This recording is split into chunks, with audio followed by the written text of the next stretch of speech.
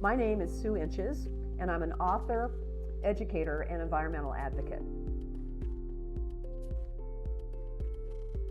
And I served for 14 years in state government under 2 governors. And while I was there, I was a program director, a lobbyist, and a policy analyst, and worked on many, many issues. So I worked on things like fisheries and aquaculture. I worked on renewable energy and electricity. I worked on solid waste. I worked on a little bit of land conservation and also some environmental rights issues.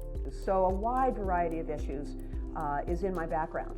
And then some years later, after I left state government, I became a writer, teacher, and I still work on environmental issues.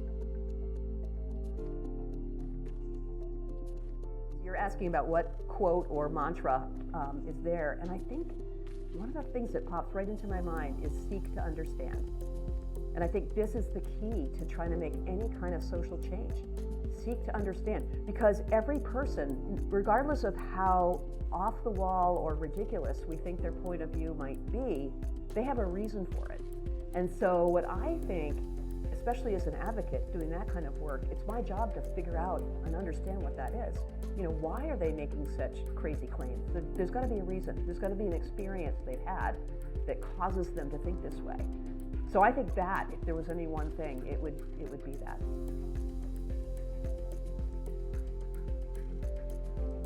Well, as probably everybody knows, Maine is a small town state, and so the advice I would give is to jump in. There are so many opportunities to take a class, serve on a town committee, get on the school board, serve in a nonprofit, but there's just so many community activities to get involved in, and that's the way to make friends and build a network. It's just a wonderful place to get to know people. And the other thing I really like about it is that you can get to know people that are outside of your normal bubble. You can get to know people that are really diverse.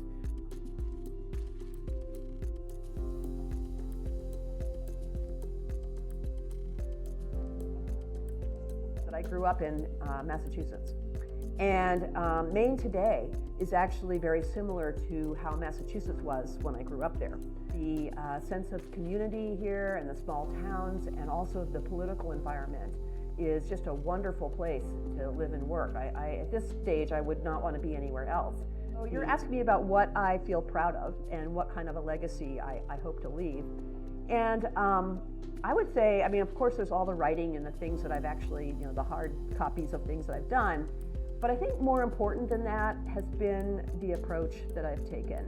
One of the things that I teach about and really believe when it comes to advocacy is that the real power comes from the heart. I talk about the power of the heart. And I talk about how environmental activists and citizen activists, their job is to bring the power of the heart into the room where decisions are being made. So what I'm saying is, you don't have to be the loudest person, you don't have to be the tallest person, you don't have to be a man. But if you can speak clearly from the heart, that's where your superpower is.